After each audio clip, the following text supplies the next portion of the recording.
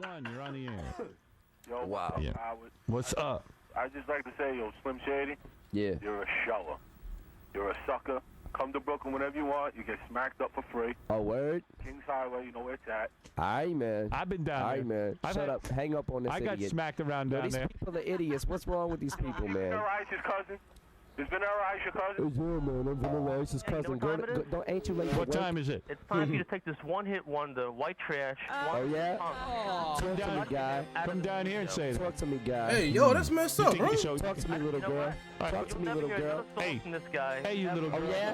The first time I grabbed the mic in front of people that mattered, No, you know that's what I'm messed saying? up, Like man. at a club, Eminem like like that. I remember that. I just remember that being so fucking traumatic, and I think I went home like, man, I quit. Right. I ain't in this for the money, you know what I mean? I don't give a fuck about money. I'm in this for I'm in it for the respect, just for somebody to come up and say, Eminem, you're dope. Eminem is dope, man. Yeah. Eminem's nasty, man. I tell people to this day. I was a fire I don't care what color he is. You know, real artists respect real artists, man. Can't take nothing away from his thoughts and his pen. For Eminem, who's revered not just by, white kids, but, black people alike, and because we know he respects the genre. Eminem. Eminem, my name is. Hip-hop is black music. Unfortunately, for some people, it's tough to accept that you got a white artist that does it better than black artists. It is what it is. He's the Bro, only if you person good, that you did good, my things boy. I wanted to do. Mr. Controversy, Eminem. He had the Marshall Mathers LP with 23 million records sold with flags all around the plaque, and I was like, yo, I want that. I want that kind of success. Because I say Eminem is in that realm too. Like, I rank him up there with Jay-Z, Biggie, and Nas. You have someone, like Eminem and just have amazing cadence. Of course I'll do a song with Eminem. Eminem, one of the best that ever touched the mic. Skinny white boy. He was going so crazy, they was holding him by his pants because he was going to fall off the stage. Eminem is the fucking GOAT. Let me just say that. Is Eminem the greatest to you? Like bar for bar? Oh yeah, I don't think nobody's matching Eminem. Eminem in my top 5. One of the greatest rappers is Eminem. Eminem he just is. Is that what kind of keeps you grounded, like your love for the culture? I'm so in love with this art form, right? And I'm so passionate about it because it's really the only thing that I ever was good at. You know what I'm saying? Like aside from basketball, I'm amazing at that. But that's a whole. You getting buckets? Yeah. Okay.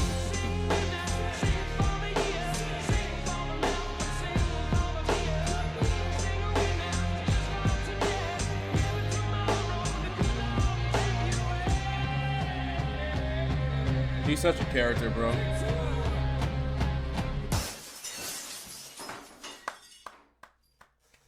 Nice editing skills, my boy.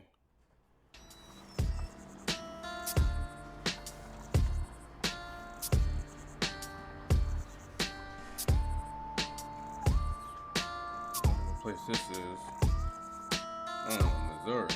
1941. I was born in Highland, Kansas, Oh, and my his mother mama. left my father when I was probably about 9 months old and brought me to St. Joseph, Missouri, and left me with my abusive alcoholic grandmother. And she says, "Can you forgive me?" And I says, "No, I can't forgive you. The way you beat and abused a little child, an innocent child." In the early 1950s, Betty was determined to detach herself from the toxicity and abuse that her family corrupted her youth with. Despite her only being about 12 or 13, she had dreams of being a mother and fantasized about a white picket fence that would surround the home that she and her husband would raise their children inside of. Out of desperation to turn her fantasies into a reality, Betty would quickly marry at just 14 to a man named Bob Nelson, and it didn't take long for her to get pregnant and give birth to the first of many children named Debbie.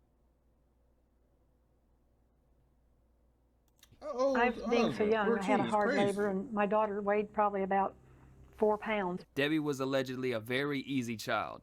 That is until her little brother came along. Put him down for a nap one time, so I walked into the bedroom, and she's got her father's wrench, big wrench, just about to hit him in the head. I had to watch Debbie from then on, continuously. After having a few more kids, Betty and Bob's marriage would crumble. They got divorced, and Betty would begin scrambling for a new potential stepfather for her children. I cannot remember a time ever when there was not a man in the house. Debbie would later describe her mother as cold and neglectful, and when she was 13, she claimed to be sexually assaulted by one of her stepfathers. I remember my mother coming home and the police taking him out and her telling me, you better hope I can get him out of jail. I don't believe you. I ran away. It's like, I'm not facing him if you get him out of jail. I'm not telling him I'm sorry because I'm not sorry because of something he did. No longer feeling safe at home, Debbie would frequently run away for weeks at a time, always having to return when she had nowhere else to run. She needed a way out that at age 14, she thought she finally found in a local band member that lived on her block, Marshall Bruce Mathers II. I met Bruce, and he was my knight in shining armor. Met him when I was 14. Debbie comes in from school. She says, Bruce and I are getting married. Tell her, Bruce. Yeah, he says, I love Debbie, and Debbie loves me, and we're getting married. 14 is crazy, though. 14 is crazy.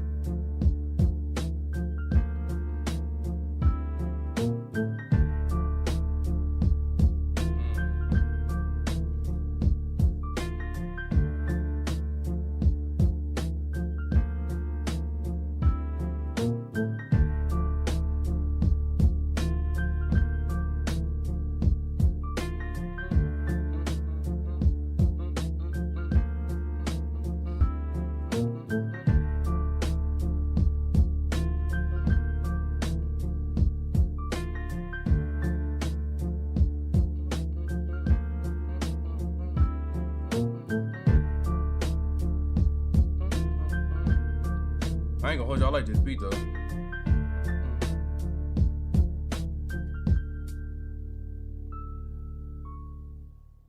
Nah, that was smooth.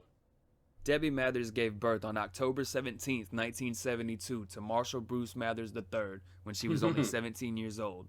Her and Bruce were supposedly determined to raise Marshall the right way, with both parents and financial security. Just a few months after Marshall's birth, Bruce moved Debbie and Marshall to North Dakota, where they would live in his parents' house. Bruce's father had heart problems and was forced to retire early, so Bruce would take over his job at the Plainsman Hotel in Williston, where his mother also worked as a bookkeeper. They only stayed there for a short amount of time until they saved up enough for an apartment. That was when things really started to get bad. Debbie said that things began to get bad. She'd go down to the coffee shop of the hotel, and Bruce would be playing around with the girls. Naturally, she'd be jealous. He'd tell her to take the kid and go home. She had a lot of lonely time on her hands, and then he began to beat the heck out of her. The type of toxic household that Whoa. Debbie was so desperate to get away from entered her life once again through Bruce. He supposedly began to drink heavily and use drugs, completely darkening his personality and behavior. He would mentally and physically abuse her often. Even though Debbie would claim that Bruce would be extremely apologetic, the abuse did not stop. Her father-in-law, however, Bruce's father, was supposedly a very good and honorable man. In Debbie's book, My Son Marshall, My Son Eminem, she details a conversation she had with Bruce's father, where he expressed his affection and love for both her and little Marshall. Bruce is my son, he said as tears welled up in his eyes. I love him, but I'm so ashamed of him. I can't stand the fact that I've brought up a son who beats women. I didn't raise him this way. I beg you on my deathbed that you please leave my son. Take the baby and go. Dang, I ain't gonna hold you, bro. People might not like it, but that's a really good dad right there. Like, granted, he do love his son, but it's like, bro, he recognizes that his son is doing some heinous type stuff, bro. And he doesn't condone it. Oh, ooh. Nah, he real for that, man. I ain't gonna hold you. Debbie didn't leave yet, however. Not until one night when things went way too far. She claims that Bruce beat her unconscious after suspecting her of having an affair. The next thing I remember was Bruce slapping my face. Not hastily, he was scared. "I thought I'd really killed you this time," he said. There was blood everywhere. My nose was shattered. Bruce had knocked me out cold. As always, he was apologetic. He insisted he loved me. He was under pressure at work and that he didn't know what had come over him. I told him, "I hate you. I'm not going through this again. I'm leaving. Just go to your mother's." For once, he didn't argue back. I think even he realized that this time he'd gone too far. In the early hours of the following cold morning, Debbie grabbed up Marshall, put some of his clothes and diapers in a duffel bag, and hopped on a train back to St. Joseph's, putting a wedge between themselves and Bruce. She would take refuge back at her mother's house, where Bruce would call endlessly, sometimes begging for her to come back, and sometimes threatening to harm her if she didn't. After a few months of harassing phone calls, Debbie would eventually file for divorce. And after only 2 months of paying child support, Bruce would flee to California, no longer having to worry about child support and cutting ties with Debbie and his son Marshall forever. Growing up, Marshall would be told a more simplified version of that story. They would say his dad up and left the family out of the blue. What we know doesn't make him look any better, however. The situation was seemingly a lot messier. Multiple sources today tell us that Debbie actually left Bruce first to get away from the physical abuse, and Bruce moved to California without telling her his whereabouts. By the time Marshall was 3 years old, often staying with Debbie's boyfriends and potential father figures for Marshall, all of which failed. Debbie even admitting that her toxic and jealous behavior being the reason for a few. Marshall's Aunt Betty and Debbie would describe Marshall as timid, shy, and antisocial with other kids. I don't think he was an angry child. I think he just got his feelings hurt a lot. And I think his mother controlled him a lot. He was a very big mama's boy. Marshall was a loner. He did not really want to get out and play with other kids. I had to kind of coax him. He wanted to be with mommy all the time. He never could speak up for himself, but he'd just go pout and go color his color books, you know, or go get on his beanbag and just watch TV, kind of like a puppy in a corner, you know? Just go back to my corner. The first and only friend that he had for years was his Uncle Ronnie, Betty's youngest son, who was only 2 months older than Marshall. They clicked with each other as soon as they were old enough to interact. The two boys were inseparable and formed an extremely close bond, which wasn't hard to maintain considering Debbie and Marshall would be moving in and out of Betty's house his entire childhood. The only problem was that Debbie would often move herself and Marshall to Warren, Michigan, where they would move in and out of her grandmother's house. Marshall would be continuously pulled away from his one and only companion.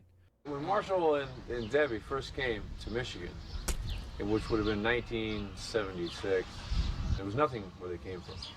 The state of Missouri in St. Joe, the city, there's absolutely no factory, no production. It was a very, very tough place to live. I protected the whole family. Whenever the sisters or anyone had problems, they would come to me. Hey, I need you. You know, whatever the problem was, I would solve it. Right around when Marshall started grade school, he developed an obsession with superheroes, Spider-Man being his favorite. He had a really huge imagination and had action figures of all his favorite cartoon characters. He would spend a lot of his childhood shut up in his room with his toys and imagination, running wild.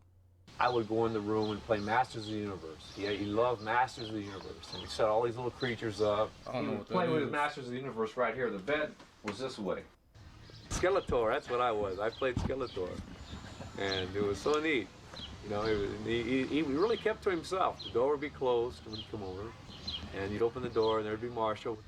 And he had all of these little toys set up. His castle and Grayskull always was right there in the middle. And he would have all his figurines set up.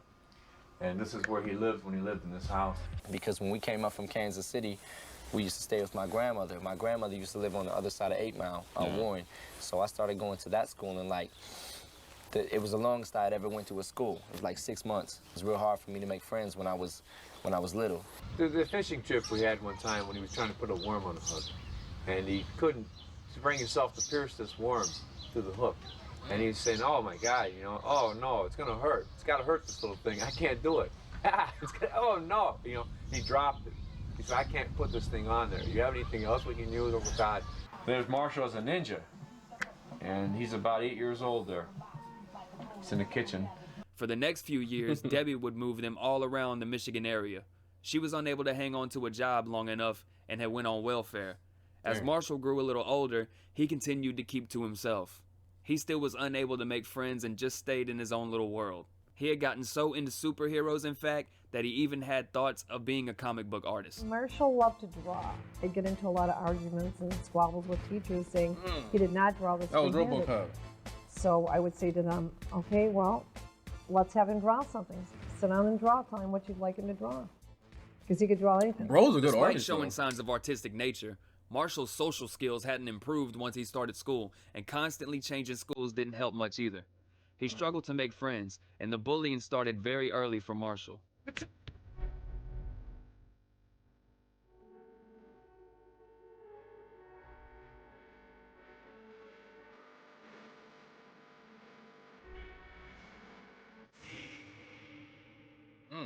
Many sources, including Marshall's future music, suggest that Debbie grew sour, angry with her circumstances. She struggled financially and was evicted from nearly every apartment and house she rented.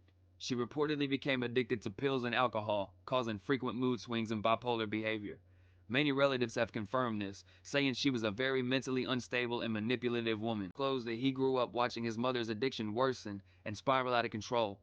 He details how she would get so drunk and high that she would recklessly leave pills scattered across the house, and would even later blame her for his own pill addictions. But put yourself in my position. The kitchen, where the fuck you think I picked up the habit? All I had to do was go in the room and lift up a mattress. Wow. It was also later confirmed that Debbie developed Munchausen syndrome by proxy, a mental illness and form of child abuse. The caretaker of a child, most often a mother, either makes up fake symptoms or causes real symptoms to make it look like the child is sick. This is to say that Debbie would slip things in his food to make him sick. Debbie obviously denies this, but future evidence would support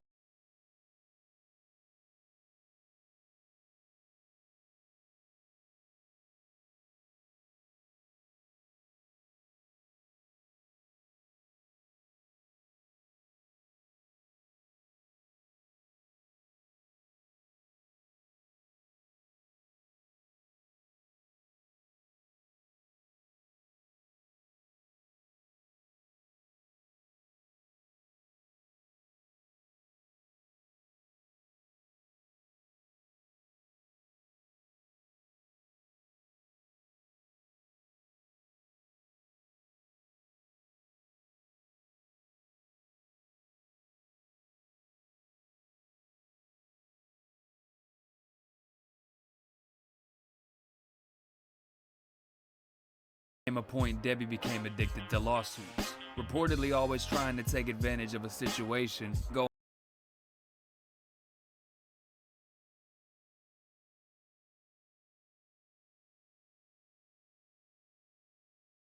Young Marshall, however.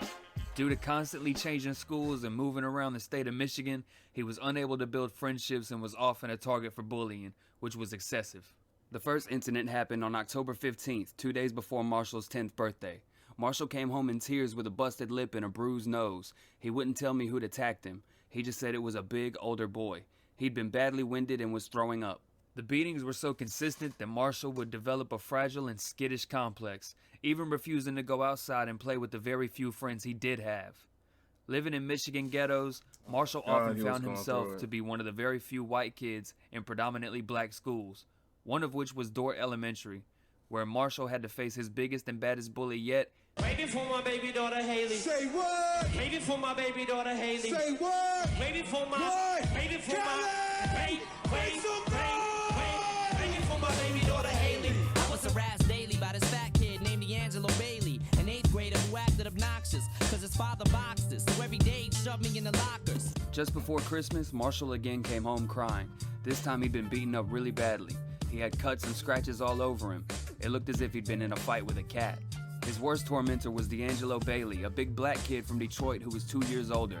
I didn't know it then, but Bailey used to put his head down, scuff his feet, roar, and then charge like a bull at Marshall.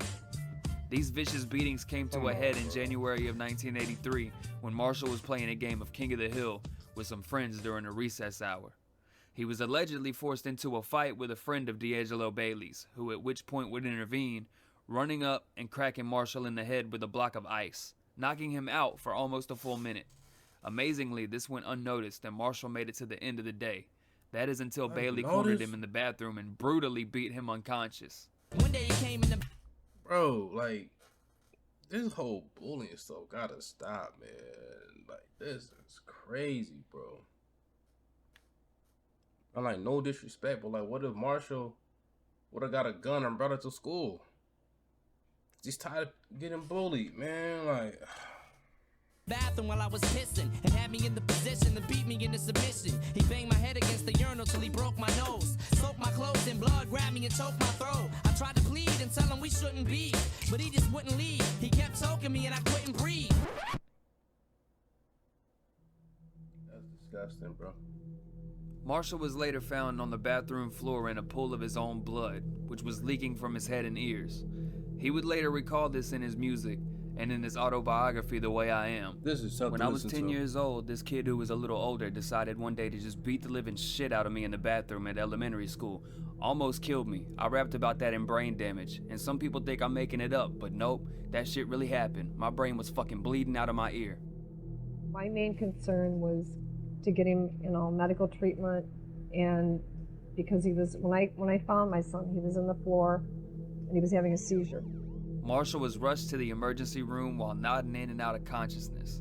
For 10 days, he slipped in and out of a coma. Blood was still leaking from his ear and he wasn't able to speak when conscious. He suffered cerebral damage and wasn't expected to pull through. At the very least, the doctors said he would be disabled. He was suffering from cerebral concussion, post-concussion syndrome, and acute post-traumatic stress syndrome. His vision was also damaged. Eventually, the doctors called me into a conference room at the hospital. They told me Marshall had suffered a slight cerebral hemorrhage. There's no hope, one said. He'll never be the same. He needs to be institutionalized. Debbie filed a lawsuit against the school district, hoping to get a payout for Marshall's medical bills. The case was thrown out of court, however, the judge ruling that Michigan schools were immune from lawsuits. Marshall had a very long recovery, having to relearn all his basic motor functions. He also suffered from headaches, loss of vision, and night terrors, often having post-traumatic episodes in his sleep. Man, the only reason why I don't like that type of stuff is because, like, if it was like the principal or like the superintendent's kid that was like, I don't know, man. Like, that's just, come on, man. I don't know, bro. This is a horrible situation, bro. At first, he was like an infant. He could just about clamber onto my lap. He would curl into a ball to sleep, then wake up screaming. His nightmares were terrifying. He'd jolt awake, leap up, and start pummeling pillows or tearing down the curtains. It was as though as he were fighting the bully in his sleep. It took a year for Marshall to bounce back. I had to work with him every day, teaching him how to tie his shoes. He had become almost like an infant. After the D'Angelo Bailey incident and Debbie being unable to support Marshall and herself, she wanted a fresh start. So as soon as Marshall improved enough to go back to school, she moved them back to St. Joseph's, Missouri, where Marshall finally would be reunited with his companion. My Uncle Ronnie had simply brought me over a tape of the Breakin' soundtrack. Do you remember the movie Breakin'? It was a pretty big movie. It was about breakdancing, and what actually happened was he brought me over the tape, and we started listening to it, and he played me a song called Reckless by Ice-T, and then I liked the song, therefore I stole the tape from him and continuously, repeatedly throughout the day, played the tape and liked it so much that I learned the words by heart. So listen very closely as the glove throws down. He cuts like a razor to the big beat sound. Dave's laying down a groove that we know you like, with the glove on the turntables and Ice-T on the mic. Correct. I used to carry a little boombox radio with me on my shoulder like this and a piece of cardboard everywhere I went. And sometimes my Uncle Ronnie and I would go to playgrounds and we would throw the piece of cardboard down, simply set our radios down, play the loudest music we could, and we would simply break dance. I got into rap when I realized that I couldn't break dance. Ronnie made tapes by himself. He lived in a trailer park and he had 2 radios with cassette decks. He used one as a beatbox. He hit play. I remember exactly how it went. Then he hit record on the other deck and rapped over the beat. After I heard his tapes, I started grabbing everything. Older rap like Mantronics. I memorized the lyrics to The Message. It was all starting to sink in. Right around that time, I think, the movie had just come out, and I saw the movie, and I was like, yo, I love it. And it just, I don't know, it just spoke to me in a way that no other music had spoke to me before. Over the next couple of years, Marshall and Ronnie's obsession with hip-hop would only intensify, making them even more drawn to each other as before. They came home all excited once because they'd cut their arms, merged their blood, and made a pact to be blood brothers. They were both crazy about hip-hop. Our home resounded to the sounds of LL Cool J and the Beastie Boys. Hip-hop was helping Marshall come out of his shell. His social skills improved, and he found a way to express himself through music and hip-hop culture.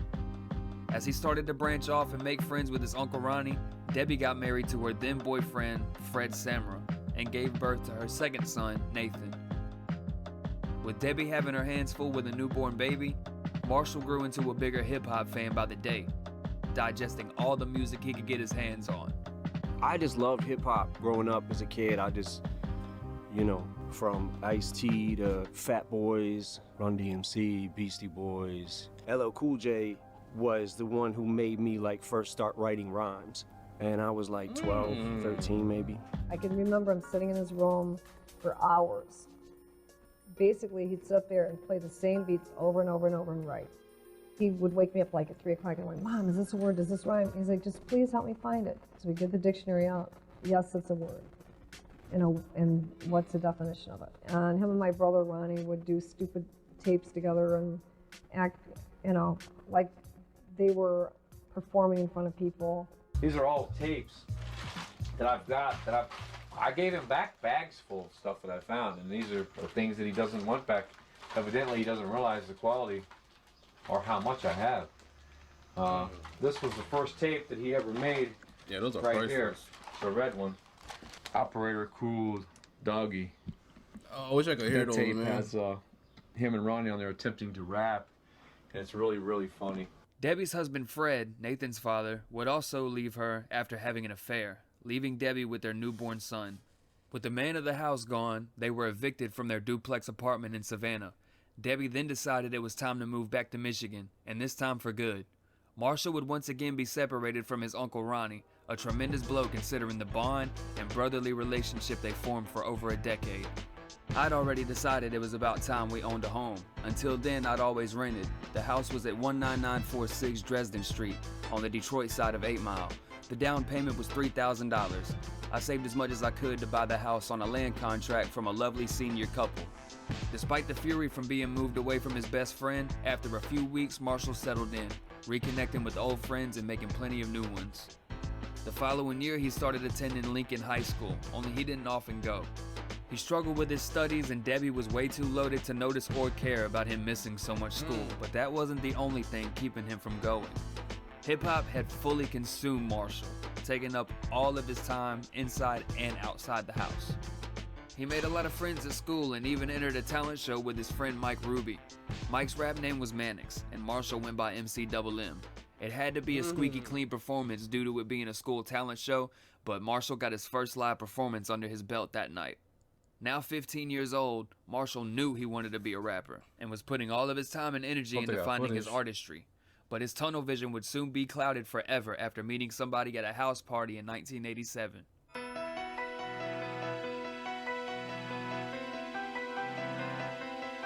Kimberly Scott was a pretty but troubled young girl from Detroit, constantly running away from her mother and staying anywhere she could. She met Marshall at a mutual friend's house who was standing on a table and rapping LL Cool J's I'm Bad.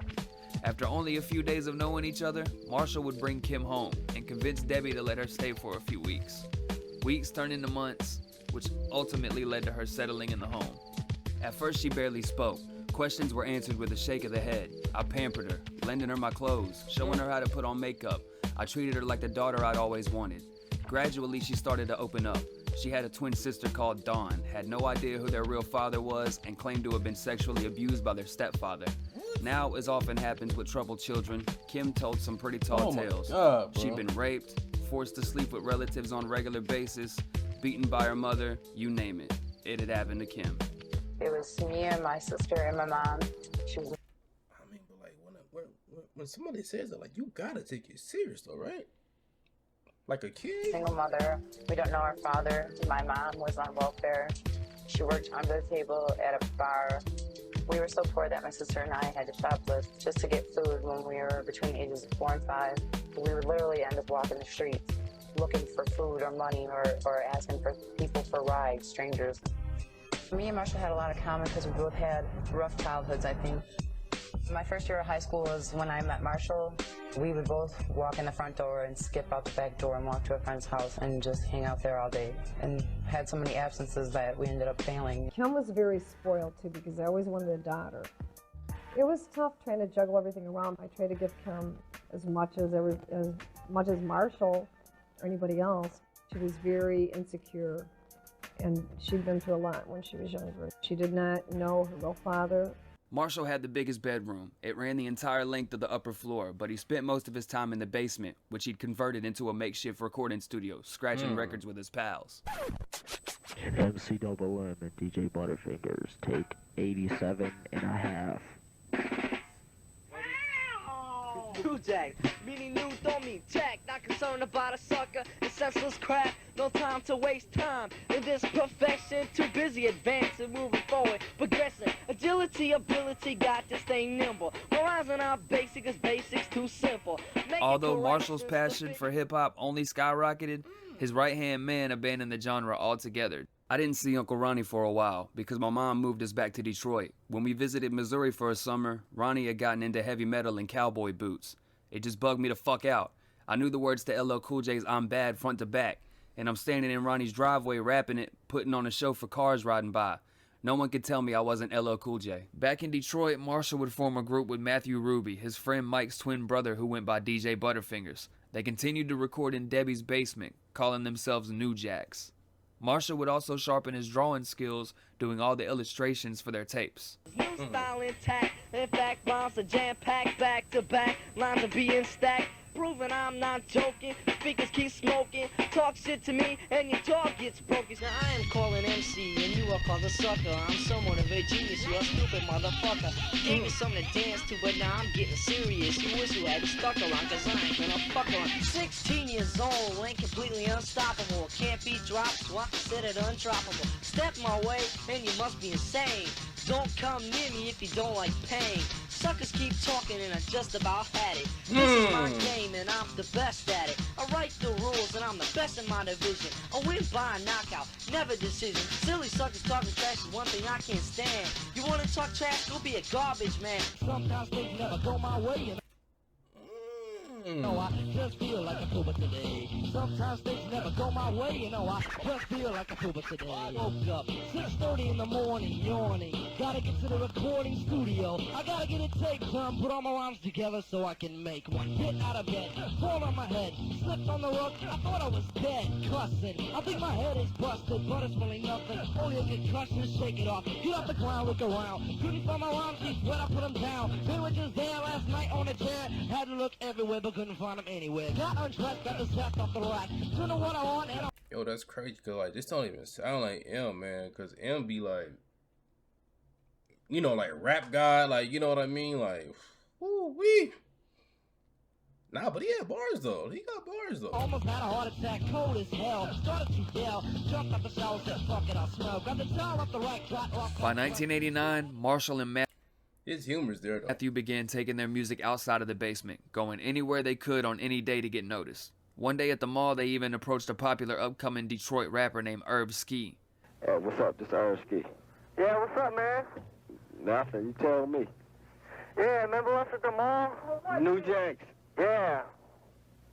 Yeah. Well, did they bust around for you at the mall, you man? remember that? Did they bust around for you at the mall or what? Yeah, they busted around. Was it fresh? Was it okay? It was cool. It was fresh. Okay, you didn't give them no wrong number, did you? No, I ain't got Despite their initial dry feedback, Marshall and his friends kept at it, performing in local talent shows around Detroit. It was around this time he started going by Eminem. Back then it was spelled M&M. One day he and his friend Gary cut class at Lincoln and took a walk over to Osborne High School to pass out flyers. Marshall gave a kid with dreadlocks a flyer and told him to come watch him perform. He looked at me like I'm out my mind. Shook his head like white boys don't know how to rhyme. I spit out a line and rhyme birthday with first place, and we both had the same rhymes that sound alike. Deshaun Holton also lived and breathed hip-hop and was an up-and-coming local star in the Detroit hip-hop scene. He went by Maximum at the time and has been out making connections since he was 15 years old.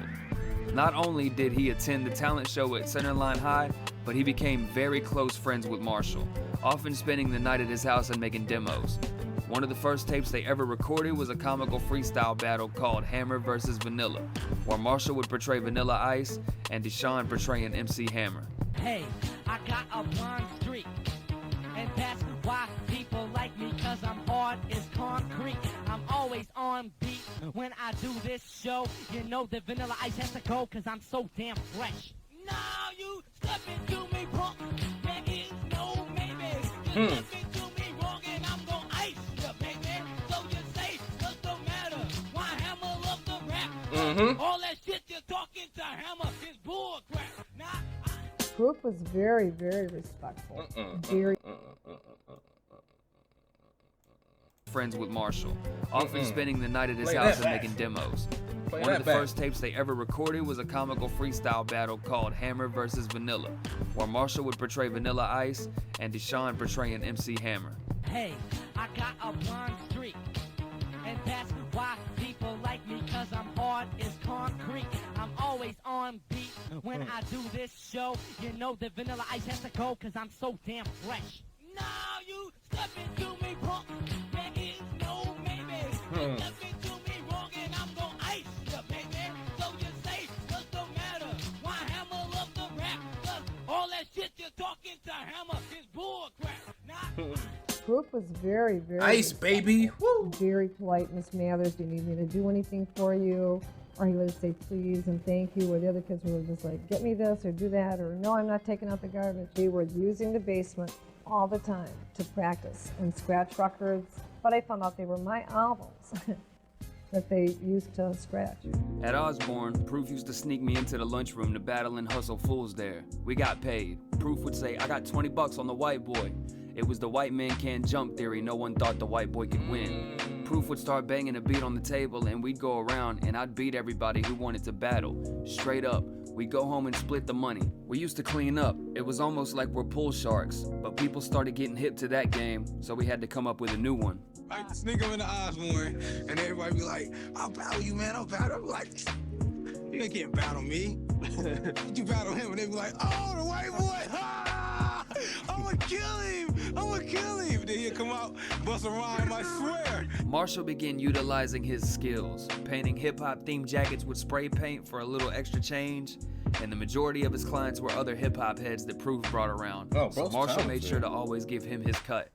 Early on, Proof brought me one guy who wanted Eazy-E on the back of his stonewashed jean jacket. Eazy-E with a gun. When I started out on that painting, I didn't realize how long it was going to take. More and more people wanted stuff painted, and the orders started backing up. Proof was saying, yo, the homie wants his Eazy-E jacket. When are you gonna be finished? Easy took up the entire back of the jean jacket. The whole thing probably took 20 bottles of the paint that I stole. On Marshall's 17th birthday, Debbie gave him her Lincoln Town Car. He was now able to get around and spend a lot of time just driving around the city with his friends. With that city being Detroit, he would frequently find himself wrapped up in beef, getting into altercations with other unknown and known Detroit rappers. Proof taught me to stand up and be a man. He was the first person to show me how to fight. He and I would bare knuckle box. My shots would be so wide open that Proof would just keep tagging me. At Dresden Street, there was a redneck biker dude who used to stand at the fence and watch us fight. He'd be like, come on, Marshall, get up. What are you, a pussy? Get up. And Proof would go, damn, stay down, man, stay down. But I'd always get right the fuck back up. We'd come in the house afterward with bloody knuckles, tired and fucked up. This is the dude who, when I was broke as fuck, came by my house and made me get rid of the thrift store loafers my mother had bought me. We're both a size 10. He came over to the crib and was like, what the fuck is on your feet? Then he handed me over a pair of Nikes that were pretty much brand new. It was one of those moments where I wanted... How the heck did I do that? How the heck did I do that? But nah, man, I want to pause it and say that, man, this dude Proof was a real one, bro. Like, you know, they were like, oh, man, you know, blood makes you family. Alright, look, man, no disrespect, but like sometimes you meet like a friend who treats you better than a brother, better than a cousin. You know what I mean? And man, this dude Proof, man, sheesh. He and I would bare knuckle box. My shots would be so wide open that Proof would just keep tagging me. At Dresden Street, there was a redneck biker dude who used to stay, get up. When I was broke as fuck, came by my house and made me get rid of the thrift store loafers my mother had bought me. We're both a size 10. He came over to the crib and was like, "What the fuck is on your feet?" Then he handed me over a pair of Nikes that were pretty much brand new. It was one of those moments where I wanted to cry. Right around this time, Debbie and Kim's mother-daughter-like relationship was becoming more fractured by the day, constantly at each other's necks and creating an even more toxic and hostile household. A life and environment that Marshall was well adjusted to, however.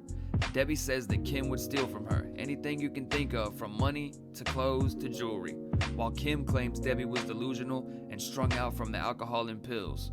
Things had gotten so bad between them that at times it would turn physical, Marshall always having to step in and intervene. And to add fuel to the fire, Debbie would find out that Marshall and Kim had been hooking up around the house behind her back and were secretly dating. This obviously would not go over well. When you went up to Marshall's room, he had the whole upstairs to himself. They were always, resting together. Okay? I thought Marshall wasn't doing too bad in the beginning, She was kind of cute. Debbie said one day she came home and they were playing around, so she ordered Kim out. And Marshall said, "I'm going too."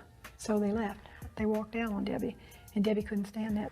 And then they're like, "We're boyfriend and girlfriend now." And, Kim told me how at the time we were, and you just didn't even know it.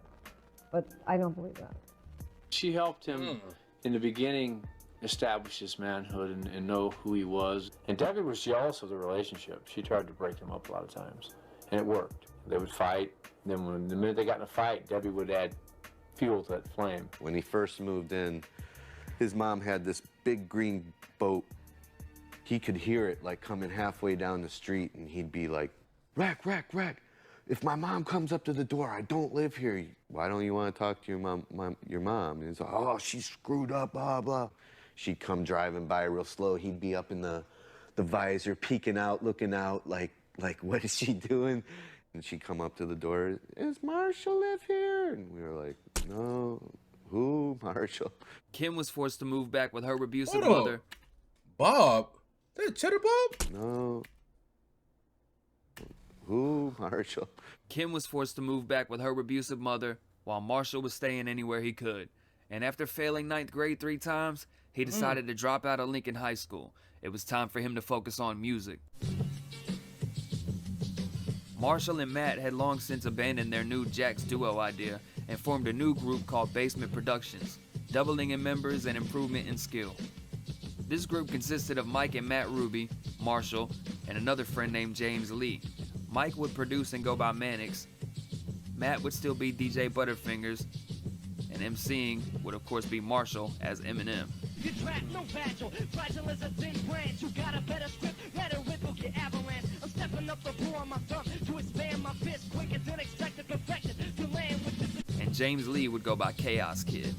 We shall be enlightened and eventually progress. Mentally and medically will be making a stretch. Because even when attempting to solve a simple problem, the brain goes through a deal of chaos shit to try to solve it, but it never passes logic. It's definitely confined to the more and the region within the human mind. Stepping onto the scene was the first body of work Marshall and his group had put together, an EP that featured 6 tracks. 3 of them were performed by James, and the others were performed by Marshall. Like milk over the race of brand pound till we try and turn it around and get paid again. That's right, fear, so you better steer clear, cause I steer and smear to quit who interferes. Record Time was a popular record store on the east side of Detroit, a hot spot for all the new and local hip-hop. This is where Marshall and his group would first start selling their basement quality tapes. Eminem and his crew that he hung out with, they were the basement production crew. All his cats that he used to hang out with. And they'd come in and they'd buy all the new hip-hop that come out. It didn't matter who it was. If it was something new and cool, especially out of New York, they bought it. So all this stuff's coming in and they're buying all this stuff and everything, but anytime anybody locally come out, they hated him, especially Marshall. Marshall's like, these guys suck. These guys don't have no talent. ICP, who are they? They suck. And then he started getting down on Kid Rock and stuff, and I happened to have a shirt on that day, and he's like, "You like Kid Rock and everything?" I'm like, "Yeah, I like Kid Rock. I support local hip-hop." And he's like, "Well, he sucks." He had just released his album on Jive Records. I ain't know they from the same place. And he just started getting a buzz. So there's all these kids are coming in for Kid Rock stuff. And all of a sudden, here comes this little, skinny little kid with blue eyes.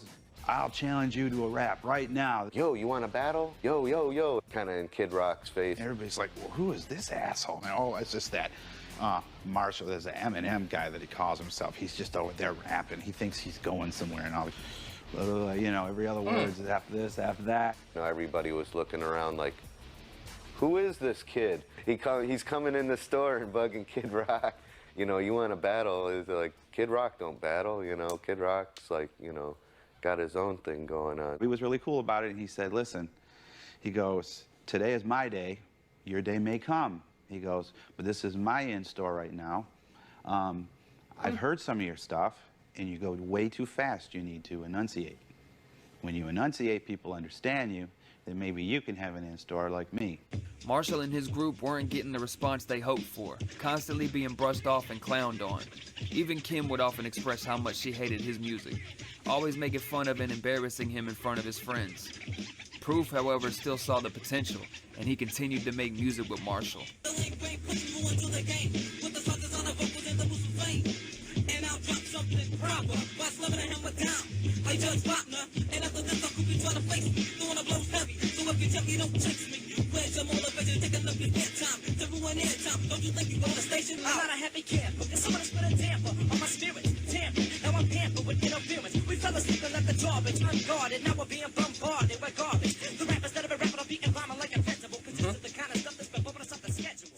Lisa was a DJ and radio personality for the Detroit hip-hop station WHYT. I had a show that I developed called Open Mic Night, and what it basically was young wannabe rappers would audition on the telephone. So they'd call up and say, Lisa, I want to kick a rhyme for you. They'd do a little thing. If it sounded good, I'd schedule them, bring them down. After consistently calling up to the radio station, Basement Productions landed their first ever interview live on the air. Yeah, welcome back to the planet we call Earth. Studio B, the penthouse of the Fisher Building. It's the club at 96.3. The party brings us ladies, so we've got a whole party crew in the house tonight. Basement Productions here. What's up, fellas? What's up, Lisa? What up? How y'all doing? Not too bad. Not too bad? You want to say yo to some of your posse? All right. Eminem wants to send shouts out to Vitamin C, Norris from Gibbs, Kim, DJ Dick, K-Hop, my mother, everyone else's mother, Mannix, Chaos Kid, DJ Butcherfingers, who's sitting right here in the studio right now. Yes. Sherry. And sense of humor, appreciate man. his fine talents. And everyone I didn't send a shout out to, I probably forgot you. That's all right. Back in Missouri, Marshall's Uncle Todd was dealing with a psycho stalker, a man named Mike Harris who allegedly had history and bad blood with the Nelson family. Todd shot dead Mike Harris, the crazy guy who tried to attack me with a knife when I was pregnant with Nathan. Harris had been stalking Todd, and he threatened to rape and kill his sons. Todd, who'd never had more than a traffic ticket in his life, was now in jail charged with manslaughter. I was preparing to go home to St. Joseph to help sort out his defense when my mother called.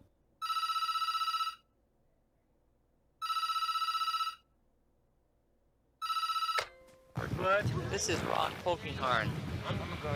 Well, life's hard, bud. She was hysterical, screaming that my youngest brother, 19-year-old Ronnie, was dead. I could barely take in what she was saying. All I heard was something about a gun. The police seemed to think it was a suicide. I was shaking like a leaf when I put the phone down. Ronnie's dead, I told Marshall. He shook his head, covered his ears, and yelled, "No, no," over and over. Then he broke down and cried as I tried to console him. Ronnie was found in his next-door neighbor's home, still clutching their shotgun that he used to shoot himself in the head, tragically. The details surrounding Ronnie's death were initially unclear. Some believed it to be a staged suicide and retaliation for Mike Harris's death, but Ronnie's friends and family suggest that he had been dealing with severe depression following a break with his girlfriend, leading them to believe it truly was a suicide. Ronnie had an unpleasant upbringing. Mom divorced and remarried Ronnie's dad, Ronald Polkinghorn, at least twice before marrying her next husband, Carl Coffey, before Ronald Sr. died. Ronnie was always a gentle soul, and we were all surprised when he joined the Army. It was probably a way of starting fresh, away from the family, but he was discharged almost immediately because he couldn't handle guns. They terrified him. Knowing that made me instantly question the suicide theory. Due to the excruciating heartbreak of losing his very best friend, Marshall would not assist Debbie back to Missouri to attend Ronnie's funeral.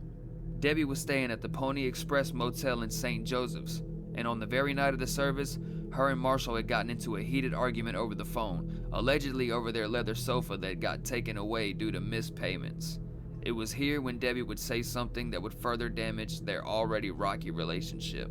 "I hate to say this, but I'm sick of you," I screamed. "I wish this was you instead of Ronnie." That comment came out of nowhere. I didn't mean it, but I was just so rattled.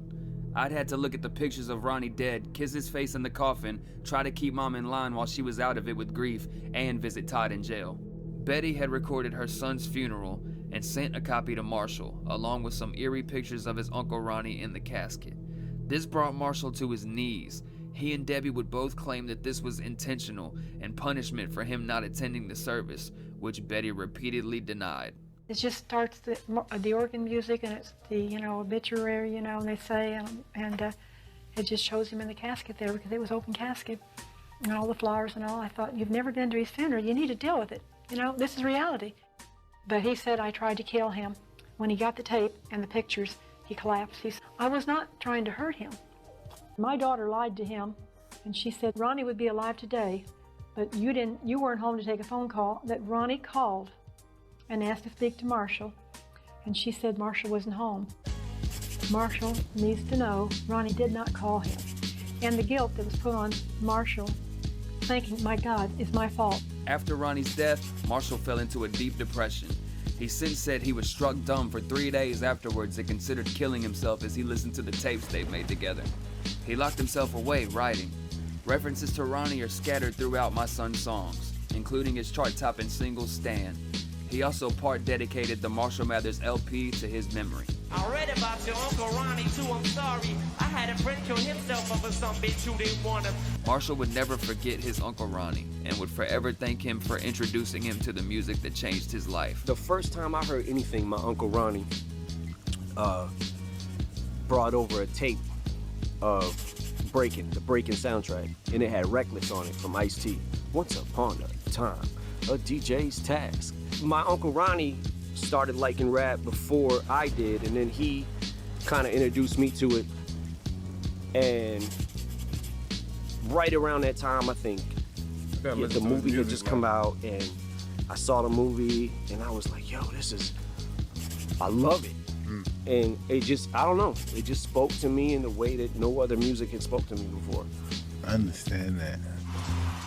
Hey, yo, London English, make some motherfucking noise, y'all!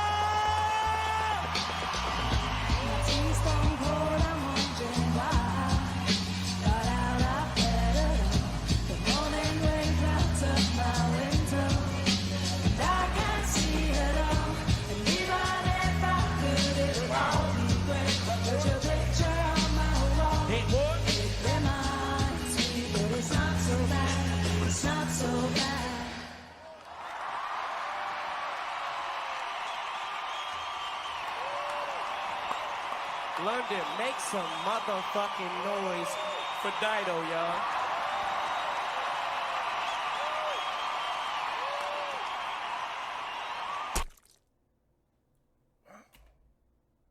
Wow. To be continued like that.